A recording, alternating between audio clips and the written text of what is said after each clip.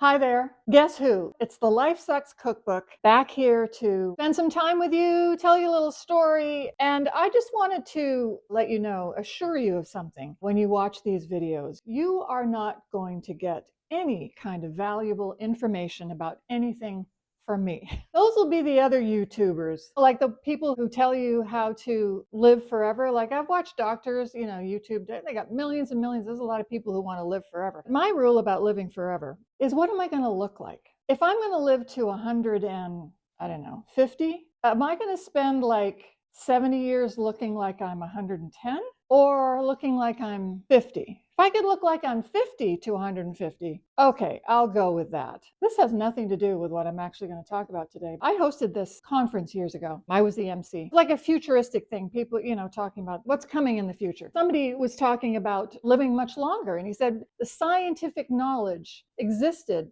back then, and that's almost 20 years ago, for people to live, well into their hundreds, like 150. You could live 150 years. And he said, of course, they'll have to figure out ways of making a divorce a lot easier. Afterwards, I said, forget about making divorce easier. They're going to have to find a way to make murder legal. Because if you're going to be married to somebody for, more than 100, no, thank you. Anyway, I got off on a tangent there. I don't know what the heck. Today, it's another loaf, because I like these loaves. They're very easy to make. This one is an orange date loaf. I love dates. That's your usual thing. Orange zest, orange juice. The recipe will be in the description on my YouTube page. What? Oh, sorry. Well, what is it? Tell me. Where is it? The recipe is where? My producer's laughing at me because I can never remember where this dang recipe is. The link will be in the description. To the YouTube, on the wherever. The link will be somewhere. You'll find it because you're smarter than me. So today I have a little story, and actually I have a special guest here that I want to introduce you to as well. And so Roxy, come over here, because I'm babysitting right now. I'm babysitting the grand dog. And for some reason, I don't like saying grand dog. I don't know why. Roxy, come here. Of course, she pays attention to me. I have this effect on everybody. Rox, come here. Come on. Come here. Roxy, come here. I want to introduce you to everybody. Come here. Look at this little munchkin. She's like Gizmo from Gremlins. She's a pug chihuahua mix, and she is illegally adorable. She should not be legal. Look at this face. Is her tongue in? Mostly she can't keep her tongue in her. She's got more tongue than mouth. You should always be careful where you say a phrase like that. I'm babysitting this kid. All right, have you had enough of your fame? Oh, I think I got lipstick on your ear. So I occasionally take care of Roxy, and also, my granddaughter and the grand dog. And she is an adorable thing, and I love her to bits. First of all, I want to tell you about how I feel about dogs. I love dogs. Now, I was a cat person, and someday soon I'll tell you the story of the cats. So in my soul, I'm more feline adjacent, but I love dogs. I actually went through a phase. I wanted a dog so bad. I wanted it to be some kind of Chihuahua crush. I wanted to have big ears. This is a little Chihuahua-y thing, and I wanted to name it Nigel. I was really, really desperate to have a dog like that. This one Christmas, just before Christmas, I went to the SPCA. It wasn't a full SPCA. It was like a learning center. They'd bring a dog in every day, but they'd have to foster it somewhere. I thought, I'm going to go donate some food to them and see whether they have any puppies in. And so they had a puppy there. They had this 40-pound, 5-month-old Rottweiler Shepherd Cross. Not a Nigel. My husband, Bob, this was the good side of Bob. He always said yes. He said, okay, let's do it. And so we brought this dog home. It lasted not even 24 hours, because when I got that dog in the house, I heard this voice at some point loudly in my head that said, I do not want to do this. It's not like I didn't know what to do with the dog. I thought, yeah, we got to take it for training, walks, morning, noon, night. Also, let me just say, when I took it for its first download, it had been snowing. He dropped this thing, and I could not get it in one bag. I had to use more than one bag. Something deep inside me stirred, and it said, this is too much poop for one person. Certainly for one dog. He was a lovely dog. He was a beautiful, lovely, loving dog. We went through the night with him. Bob had gone down to sleep on the love seat, 6'2" Bob. The dog was up on the bed with us. I couldn't get him in the crate. After we took him out at 4 o'clock in the morning for a pee, he went and finished the night off on the love seat. And I cried the rest of the night because I knew I couldn't do it. And so I went down about 8:30 in the morning and I sat down and I said to him, I think I made a terrible mistake. And he said to me, when did you know? Were we out of the parking lot? And I said, I don't think so.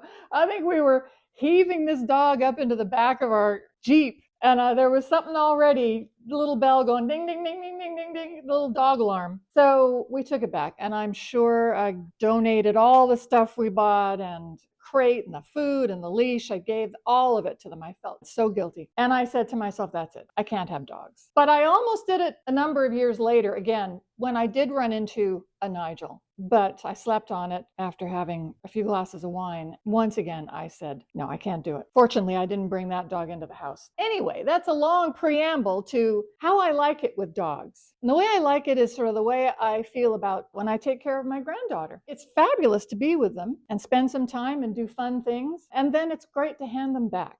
My number one rule when I'm with my granddaughter and the dog, the number one rule is when you're with Jima, and I'm called Jima, you don't get sick and you don't injure yourself. When I've been with my granddaughter, she's broken her foot. She had strep throat. She sprained her ankle. So there have been things. She has not 100% followed the rule. With Roxy, in September, I was with my granddaughter and Roxy. I had to get my granddaughter from school, and then we came back home, and then we were picking up her friend, and then I was taking them to the mall. We're in, we're out, back to the mall, come back from the mall. I walked into the living room, and there was a Ziploc bag in the living room that had been ripped apart. So for a few seconds, it's like when somebody breaks into your car and you go to your car and everything's tossed on the inside, you stand there for a few seconds saying to yourself, why did I throw everything around in my car like this? I can't remember why I would have done that. And then you realize, of course, it wasn't you. And so I looked at this thing and I thought, did I rip this Ziploc open and leave it on the floor? I mean, was I high on Love Crunch this morning? Have you tried Love Crunch? Nature's Path. And those squeaks, that's not my hip joints, even though they might make a sound too. Roxy has her favorite alligator toy, and she has yet to kill the squeaky thing inside. And I'm hoping that happens soon because that drives me crazy. Now, I'll tell you what was in that plastic Ziploc. I mean, first I thought, what is this? Where did it come from? And I realized it was one of mine. And I had my bag in my room that I bring up, all my stuff. And in that bag, I had some gummies. Now, not the gummies you're thinking of. Of course, they wouldn't be good for the dog either. These were fiber gummies, and I don't want to have to admit that I need to take fiber gummies. And I couldn't remember how many were in there, maybe 6 or 7. I couldn't remember, 8, but they were all gone. I said, we've got a problem here because I think Roxy got into these gummies and they're all gone. And in the meantime, I had spoken to their mom, my stepdaughter. At that point, I thought we were just saying, well, she's going to poop a lot for a while. And I would have put up with that. Then we were starting to Google this brand and could it have any problems with dogs? And I was telling my granddaughter what had happened. And she said, well, she looks pretty good. She was fine for a few minutes. We started to have dinner and now she started to shake. She barfed up just liquid. So now we're on the way to emergency. And I think this dog is going to die. We go to emergency, tell them right away what she ate. They look it up, and ultimately, the fiber wasn't a problem. There's maltolol in these gummies, and that's a sweetener, and that is not good for dogs. Of course, they give them the stuff to make them throw up right away. It only takes a few seconds, and so then the vet tech brings me in, and she says, it's just soup. I said, I'm looking at all this orange liquid. I'm looking, and I said, soup. And now I'm thinking, when did I serve Roxy soup?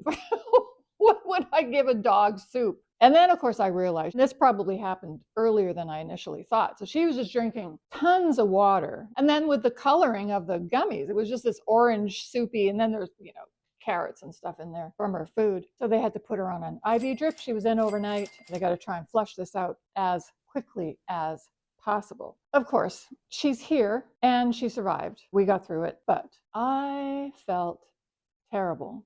And so because of that, I would have needed to eat something. We'll get this loaf out in a minute. So that was the latest sucky experience with Roxy. She's fine. She survived. She's okay. And as far as I know, She has not held a grudge. But the moral of the story with these animals, certainly keep the gummies away. If I ever have gummies, it won't be fiber gummies. It'll be the other gummy that'll make me feel much happier, much happier. I'm gonna get this loaf out. The loaf is out of the oven, and it looks pretty darn good because it's not a keto loaf. I'm not doing that this time. I guess I should poke it with my skewer just to be sure that I think it's done. Oh, look at that. When you're not doing, flour substitutes, it's all so easy. Let that cool a bit and then slice it, and we can have a little taste with some butter. Roxy, do you want to come and say goodbye? Come on, come and say goodbye to the people. I should probably have this dog with me all the time. I think then we get plenty of subscribers because I know that's how it goes. I watch his videos of this guy who sits with dogs in an animal shelter in California. He gets hundreds and hundreds of thousands of views, and he does good things. I mean, they're raising money. But I understand it because you're sitting with these dogs, these cute dogs, these sad dogs in the animal shelters. I mean, I am crying most of the time. Roxy, come here. Come on. So well trained. Roxy, come on. Are we going to slice up? Ooh, ooh, ooh, ooh, there we go. Say hello to your fans. You'd have lots of fans. What do you have to say for yourself? Every day is Christmas for you. She doesn't kiss. She's not a kisser. Not a licker, not a kisser. No, no, no, I'm not. Oh, okay. Ooh, it's crispy. No, not for you. Not for you.